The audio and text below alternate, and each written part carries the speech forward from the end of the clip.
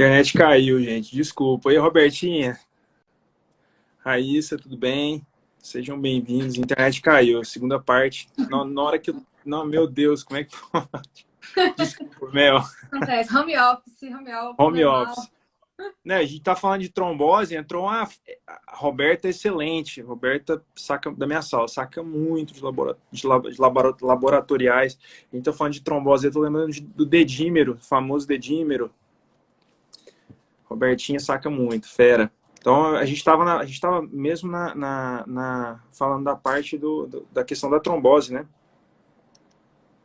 Isso, exatamente. A gente vê demais, como eu estava falando, é o que a gente mais está vendo. Atualmente, assim, o que mais me chamou a atenção, que antes a gente não tinha tanto pedido de angitomografia de tórax, o pessoal suspeitando de trombose, muitas vezes com achados mesmo de trombose, é uma coisa assim que era Perfeito. muito mais rara antes. Mas, ao mesmo tempo, uma coisa que a gente vê também, um alerta aí para o pessoal que está formando, pessoal formado, são pedidos errados também para angitomografia de tórax. Então, assim, não esquecer de realmente dosar o dedímero, avaliar o score de Wells, lembrar lá, para realmente indicar bem esse exame. Porque quando bem indicado e quando acha trombose, maravilhoso. Realmente a gente consegue salvar a vida daquele paciente. Mas quando o exame é mal indicado, o que a gente tem que lembrar? Não deixa de ser radiação, a tomografia, e tem contraste. Então, a gente não consegue fazer a de tórax sem contraste. Por isso, tem que ser bem avaliado quando você vai indicar esse exame, porque se você está suspeitando de um TEP, de uma trombose pulmonar, é porque aquele paciente está grave. Então, muitas vezes, ele está já com uma disfunção renal, e aí você vai e ainda vai injetar contraste naquele paciente, já está com o rim muitas vezes ruim, já está às vezes séptico.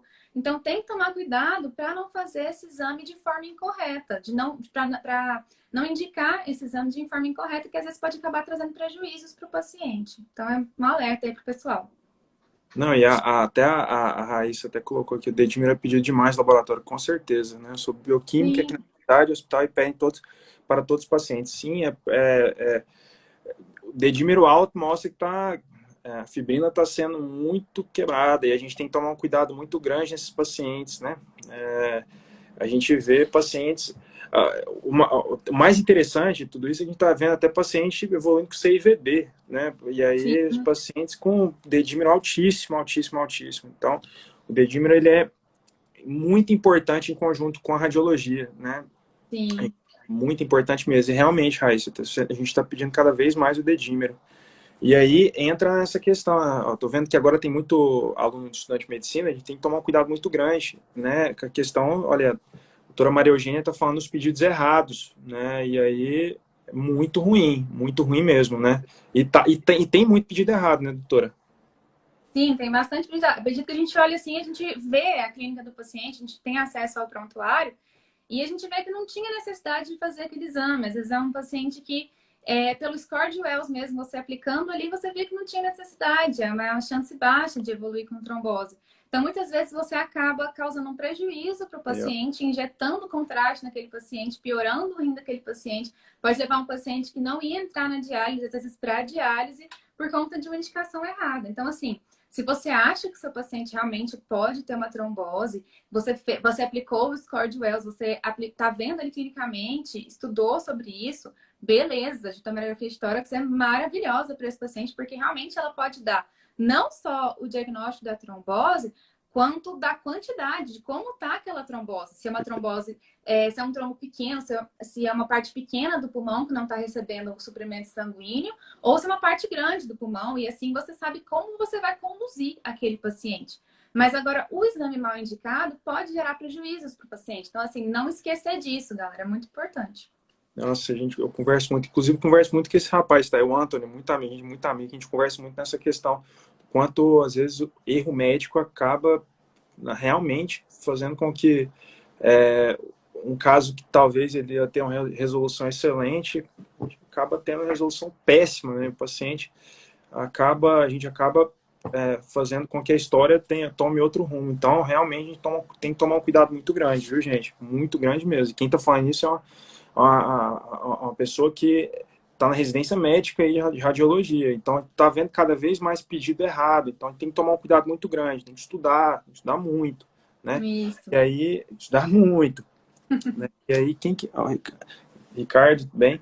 É, tem uma pergunta aqui que eu achei, essa aqui, a gente, eu acho que foi bem respondida ao longo da live, mas a pessoa perguntou como é que está sendo o dia a dia dos radiologistas na pandemia.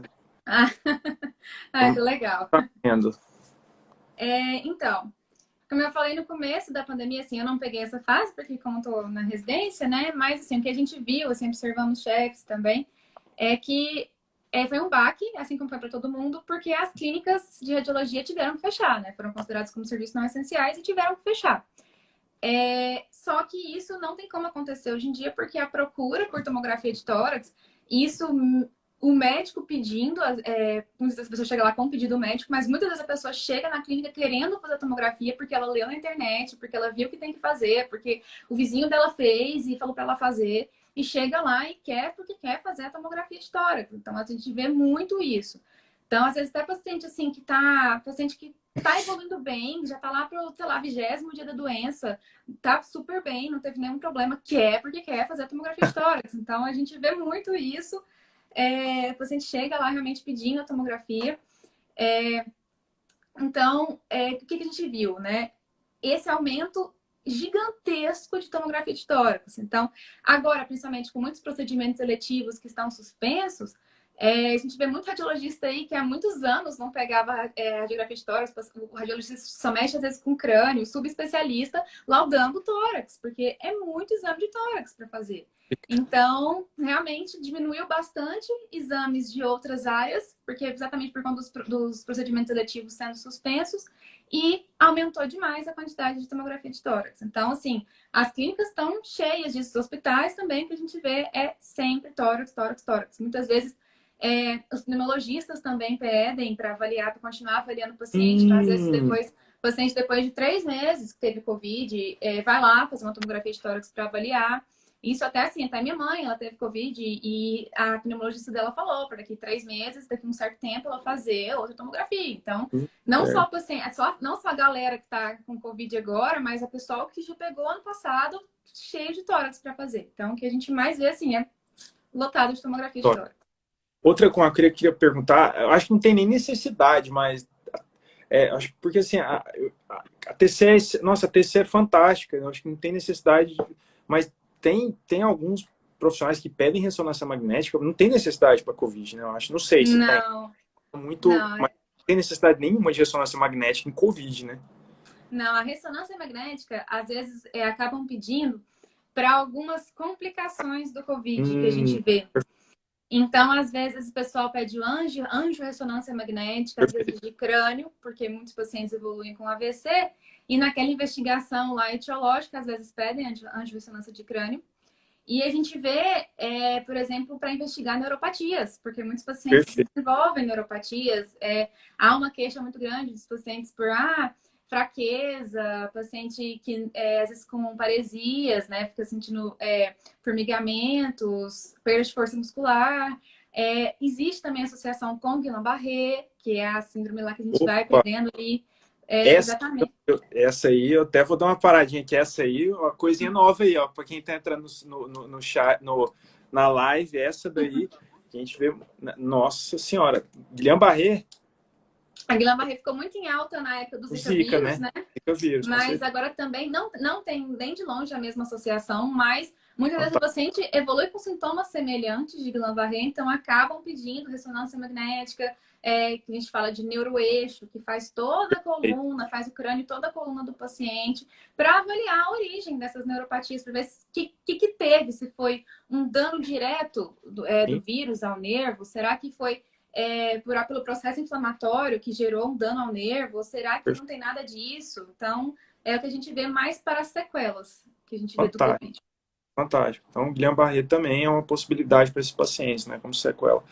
Sim. Nossa, muito complexo mesmo. A gente vê muito Guillain-Barré no Zika vírus, né, mas sim. Não, até vou sair da live e já vou procurar, que eu sou psicopata de informação, eu preciso ler sobre. Passar a noite lendo Guillain-Barré. Vou para... Mas que maravilha. E até, nossa, tem assim, ó, o pessoal que está entrando agora, live fantástico, vai ficar gravado, inclusive, no IGTV, quem precisar, quiser assistir, quem não pode assistir. E eu deixar a cereja no bolo aqui, do bolo pro final, e eu achei essa aqui é fantástica, essa eu realmente não faço ideia.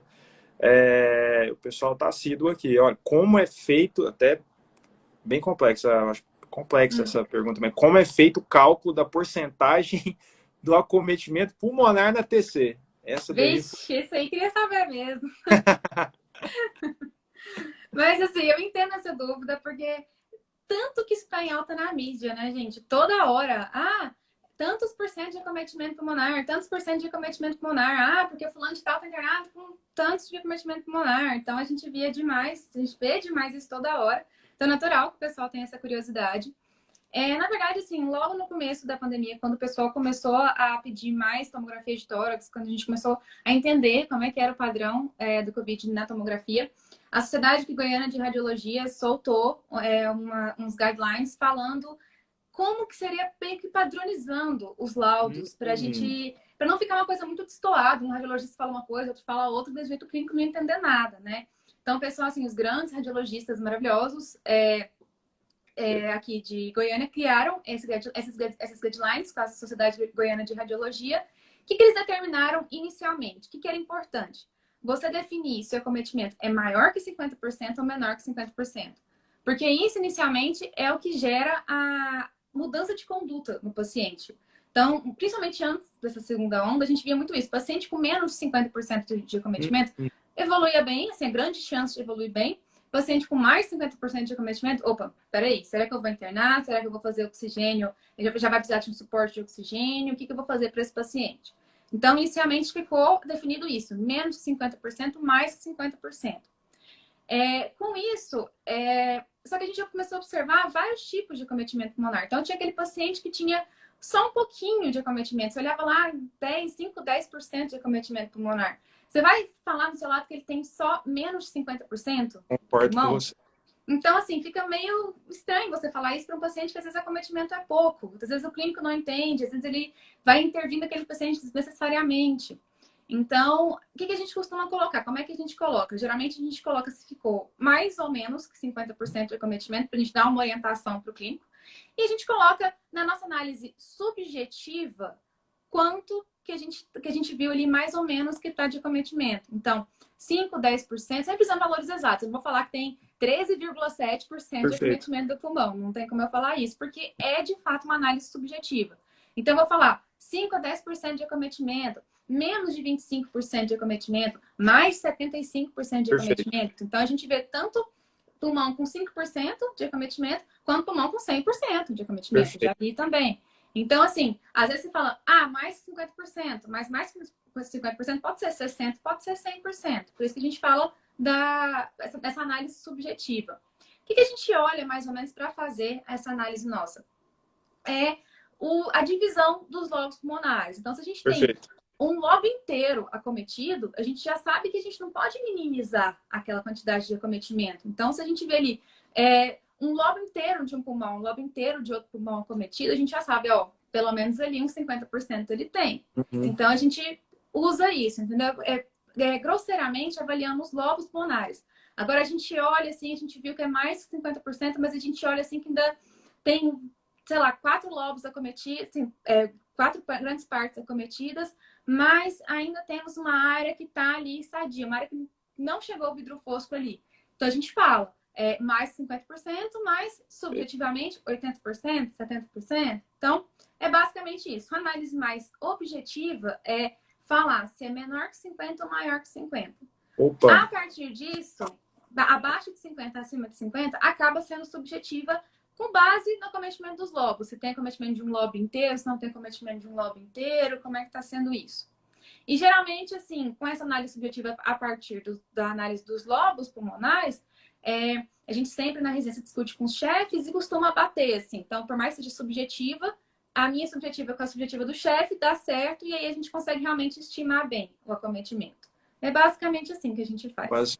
Porque, assim, quando a gente vai pegar a literatura, comprometimento leve, menor que 25, comprometimento moderado, entre 25 e 50, e comprometimento muito acentuado, maior ou igual a 50. Só que É muito subjetivo isso, é muito Sim, subjetivo, né? Muito complicado mesmo. E realmente, ainda mais agora que a gente está com uma gama de pacientes, acabando evoluindo para esses quadros que antes a gente não via, fica mais subjetivo ainda. Então, sim. é realmente muito difícil essa parte para vocês de estadiar da maneira correta o quanto que esse paciente comprometeu.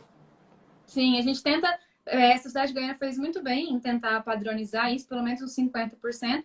E aí, a partir disso, a gente fornece análise realmente subjetiva, mas sempre dando uma olhada nos lobos pulmonares para a gente nem superestimar e nem subestimar esse acometimento pulmonar, que a gente sabe que muitas vezes isso muda a conduta do médico, porque acaba sendo muitas vezes um preditor de gravidade, né? Então, por isso que a gente tenta sempre fazer assim, seguindo os lobos para não ter erro.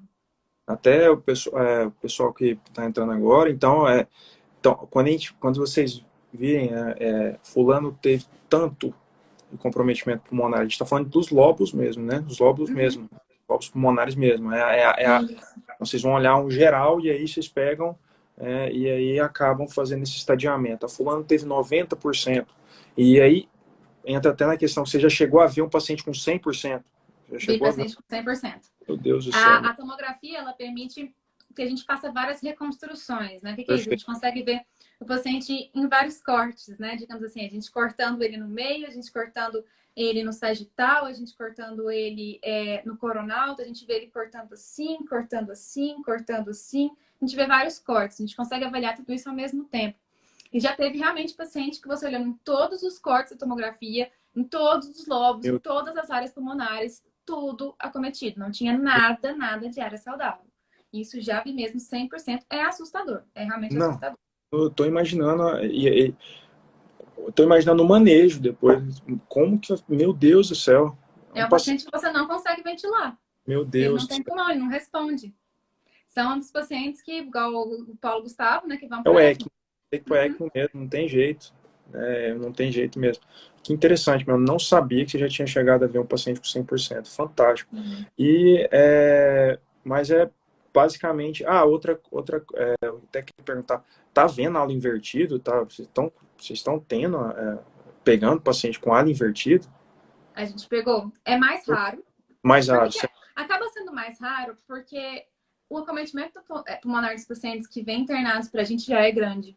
Então, mas quando a gente tem uma grande área em vidro fosco, acaba que pode mascarar o halo invertido. Mas perfeito. quando ele tem algumas áreas ali mais sãs, a gente consegue ver. Semana passada, inclusive, eu dei um diagnóstico colocando, fez um laudo junto com o chefe colocando o sinal do halo invertido. A gente está pegando sim. Não, perfeito. Até ver se tem uma. É, pessoal, bem complicado. O Daniel colocou as sequelas pós-Covid, é um universo ainda a ser descoberto e estudado. Com certeza, meu amigo. Ó, o Sim. doutor Todo Pedro dia a gente Ernesto, descobre alguma coisa. com certeza. O Pedro Ernesto entrou, fantástico, monstro. Radiologista também, né? Não, esse aí meu mestre, esse eu sou fã demais. Mas é isso aí, meu. Eu tenho que só te agradecer, de verdade, viu? Não, que é isso, foi ótimo, bate-papo ótimo. Bom que o pessoal gostou, conseguiu entender, né? Que Certeza. é bom Toda hora para. a linha vindo aqui. Nossa, ó, eu recebi uma agorinha. Meu Deus, ela é muito didática. Eu já quero até ver quem que foi. Mas apareceu, ela é muito didática.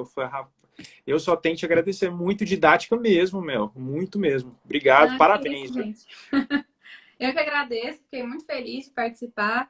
Quem tiver alguma dúvida, quiser mandar direct perguntando sobre o Covid, eu sei que a gente fica muito sem saber com esses termos técnicos muitas vezes, sem entender o que está acontecendo. Estou aberta a responder, gosto muito de ensinar, então fiquem à vontade. Ó, ó, o Marlon tá Marlon, muito obrigado, Luiz também. Então, desde o começo, obrigado. Robertinha, fantástica também. Filipão, meus amigos, muito obrigado, gente, de verdade. Ai, que E bom, assim, Carol, minha rimais aqui, Fernanda, gostou também, então eu tive o selo de com aprovação. certeza. O Ricardo também é um cara de gente boa demais, está sempre em contato. Pessoal, ó, quem não seguiu, já vai lá no story nossa, porque eu apontei e eu olhei. Meu Deus do céu, eu tô bugado. Eu tô É aqui, a vai lá e eu hora. tô aqui olhando. Mas vai no meu story que eu postei antes da live. Segue a Mel, a Maria Eugênia, a doutora Maria Eugênia. A gente chama ela de Mel, mas é porque não dá. É desde Ai, do todo mundo, ensino todo mundo. fundamental. E segue a doutora Maria Eugênia. tá? Acompanhar o trabalho dela, fantástico. Eu tenho só que te agradecer. Muito obrigado mesmo, de verdade, viu? Que é isso, Daninho. Tamo junto. Foi ótimo participar da sua live. Quando quiser de novo aí, só a gente combinar para ensinar Não pro tem pessoal essa aí. abertura, viu? Essa abertura ela é bem preocupante, porque se você me der essa abertura, eu vou te chamar novamente pra gente fazer outra live. Muito obrigado, Não, fiquei tamo muito junto. feliz. Entrou Se eu muita puder gente da, agregar aí pro conhecimento, fico com feliz. certeza, das nossas antigas, o Guilherme, até o Ricardo entrou, o Guilherme entrou, muito feliz, Guilherme Russo. E é Galera isso, gente, Gostiliano muito Raiz. obrigado. A Agostiniane, o Mauro acho que entrou também, o Mauro Júnior entrou, o Mauro É, eu entrou. vi. E é isso, muito obrigado, de verdade. Mais uma vez, sigam a página da doutora Maria Eugênia. E é isso. Muito obrigado mesmo, viu, Mel? É isso. Fica com Deus aí, Zé. Muito bom Fica com Deus, participar, gente. viu? Obrigado, até mais. Tchau, tchau, gente. Até Até logo. Boa mais. noite. Com Tchau. Deus, tchau, tchau.